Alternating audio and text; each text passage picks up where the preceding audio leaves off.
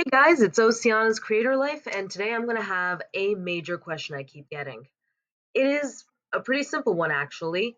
It's when are you supposed to start asking people to pay for your content?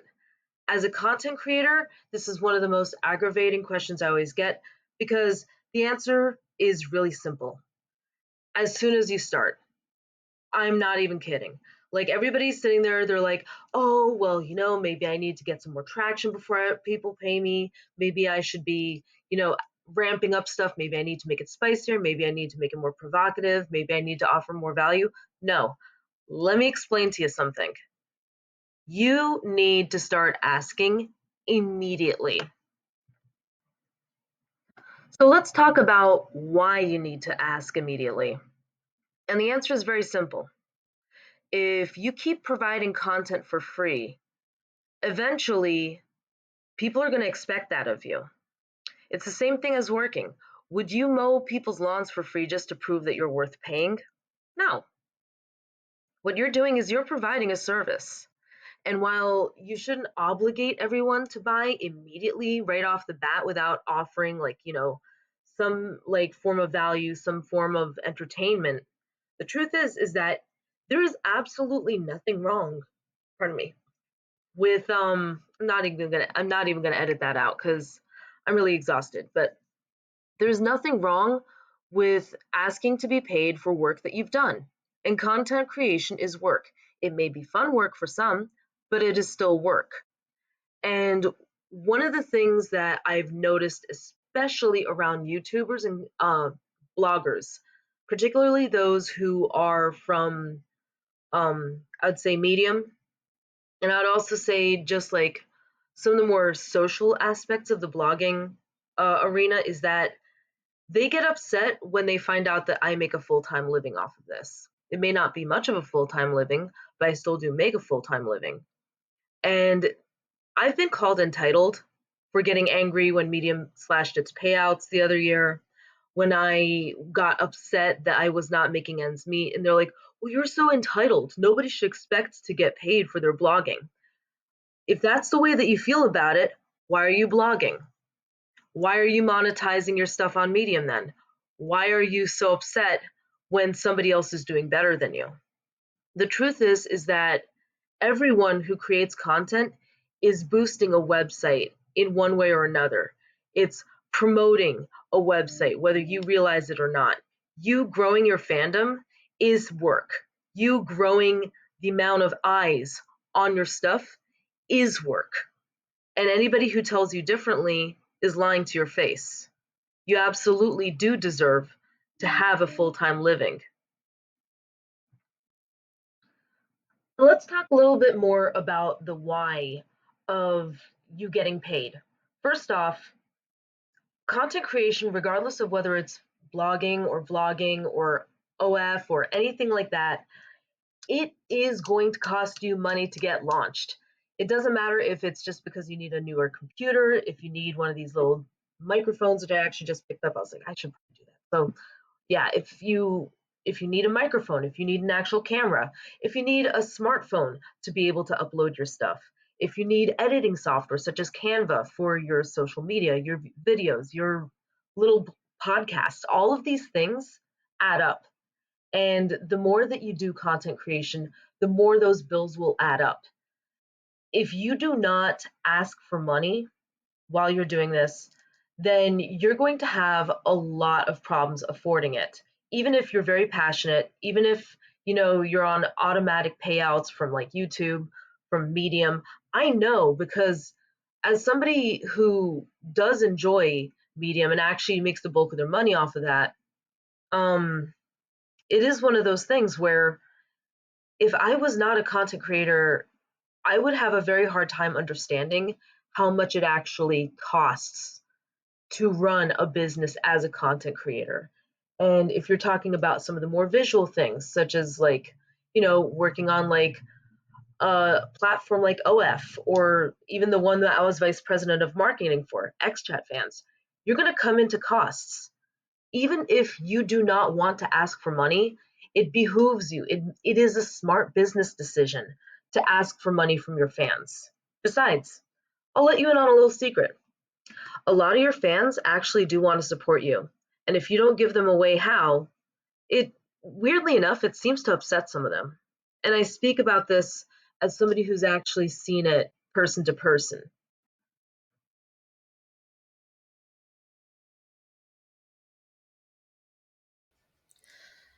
Now that we've gone over the why, let's ask a little bit about the how to ask for money.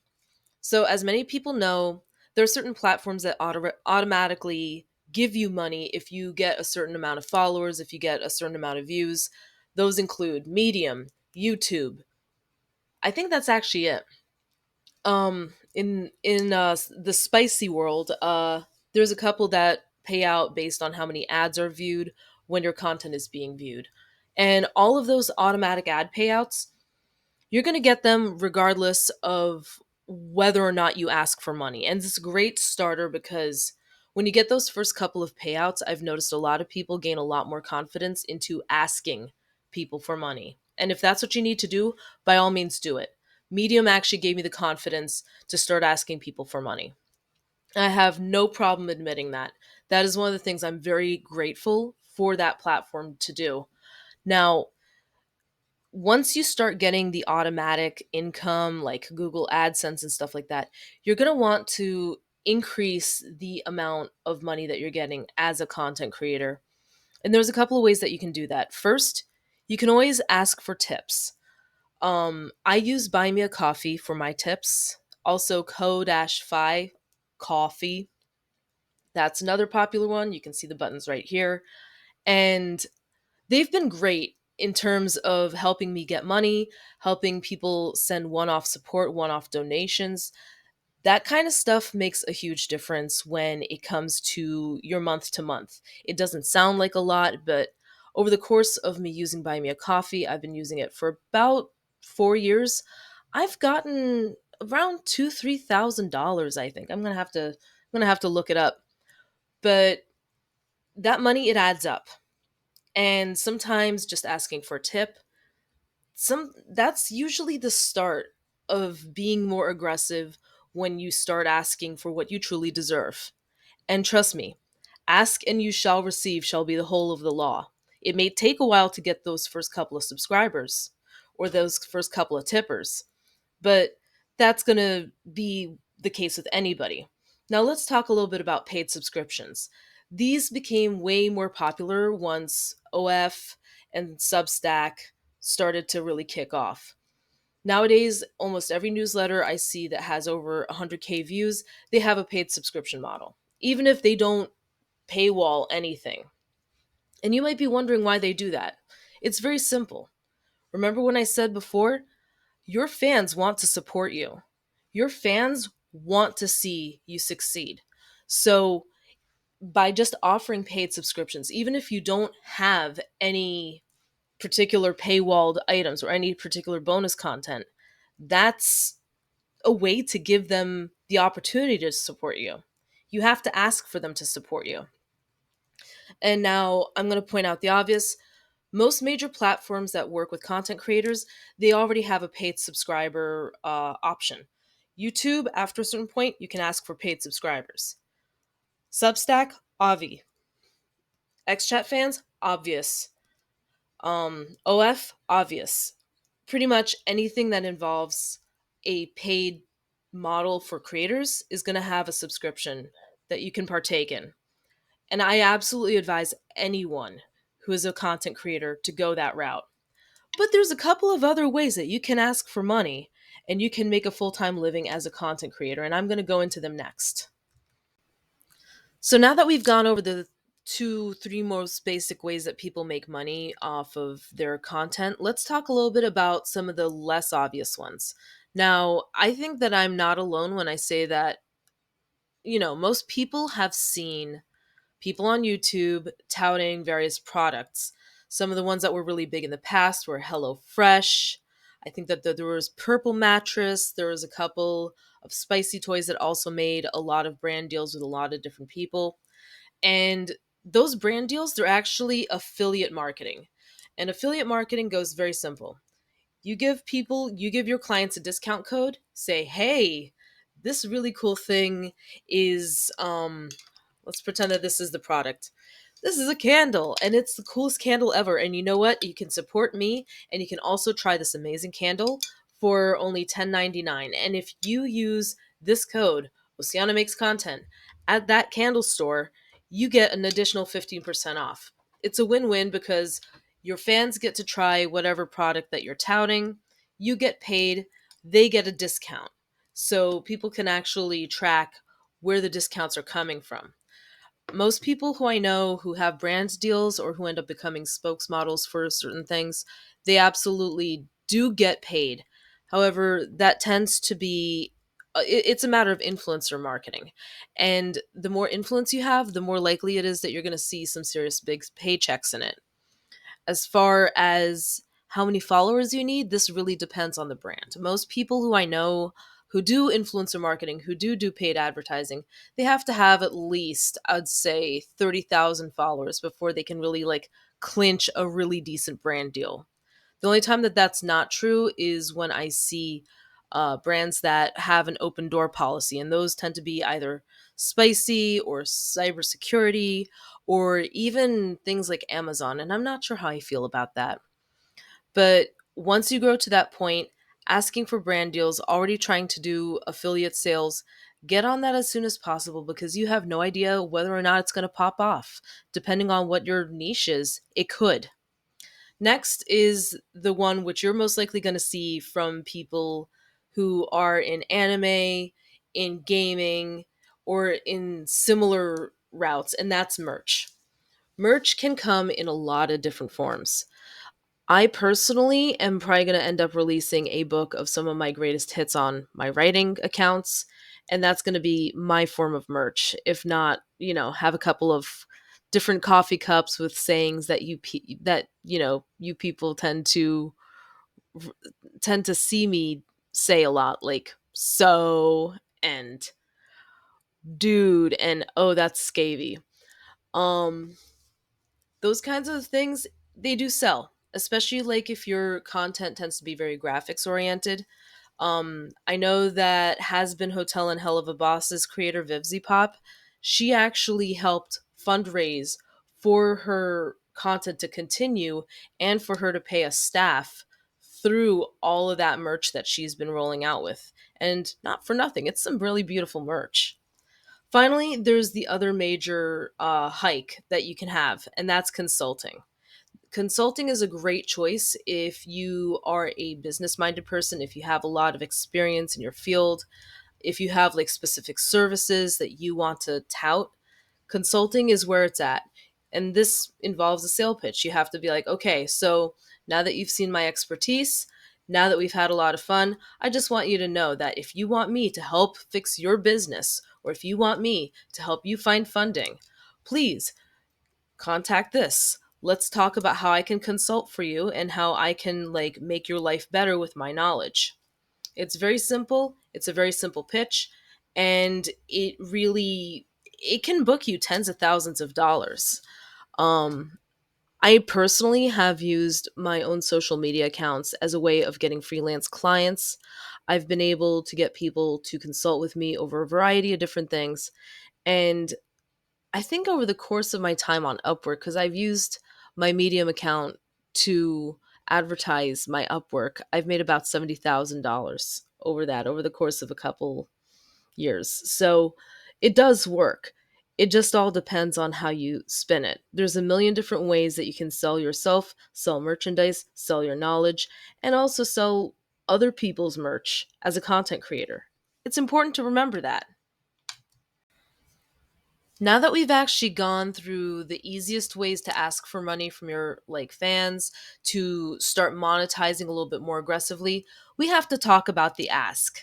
And this is going to be one of the toughest things for people to do because for most of us, we've always been taught to not ask for money, to not talk about money, to keep sweet and to be nice, depending on like, a number of factors, including your background. It's considered to be very rude in mainstream society to talk about money. It's the same reason that you don't really hear people talking about like how bad their budget is. That's actually something that started back in the 1920s, and it was done by the wealthy class to get people to stop talking and sharing information about how much they're making, because that kind of talk used to lead to people unionizing, calling out companies on unfair wages, and unfortunately, it's bled through into American society, American fiber. And we're right now at a tipping point in our society where we're realizing, you know what? Not talking is not solving the problem.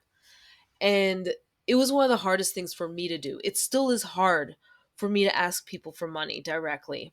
But I'm starting to get over it because, my back is to the wall in a lot of cases. And let's just face it, I need that money. And I work very hard, so I deserve that money. And that's something that I have to continually tell myself. And it's something that a lot of people in my situation also have to tell themselves. So let's talk about the actual ask. You remember how many different YouTubers will sit there and tell you, like, share, and subscribe if you like my content? It's the same deal. They pretty much do this all the time because the more that you ask, the more likely it is that they're going to see a conversion into a subscriber or even a paid subscriber. Speaking as somebody who has learned to do it myself, I do prompt everybody, at least at the start of the blog posts I make, to like, share, subscribe, and recommend, or consider to become a paid subscriber. And it works. What else am I supposed to say? It works. Um, a lot of people who I noticed have a hard time asking for money or have a hard time touting their own products. They end up a little bit scared, I want to say, to really ask the question. And the biggest life hack I've ever heard, this actually came from one of my readers, Amy, is to act like it's an acting role. You're not playing you when you're asking for money. No, you're playing somebody else. You just have the same name, but it's a different character. This character is a lot more confident, and you know what? They work at a sales firm. So of course you're going to want to get a little bit salesy. You're going to be like, "Oh, come on, just join our paid subscriber route. Just join our, paid community. Take a look at what you get if you pay me. Take a look at this really cool merch." Don't be afraid to talk yourself up. And don't be afraid to show people how much they're getting for their money.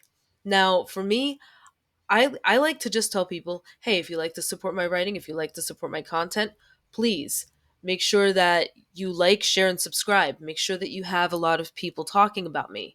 This helps me not only make a living, it helps me rebuild my life. It helps me continue to do content because, burnout is a thing. If you're currently touting classes, which is another big form of consulting that I see a lot in blogging, don't be afraid to be like, look, this class is filling up fast. If you want to learn how to do X, Y, and Z, please start start subscribing now because there might not be spaces left. The sooner that you get upfront about it and the sooner you get into that mindset of, okay, this isn't me, this is the sales version of me, and I'm a rock star salesman, the easier it's going to be for you to be able to actually get those conversions and to make a living writing or blogging or videographing or through your photography or through modeling, whatever it is. But you have to ask.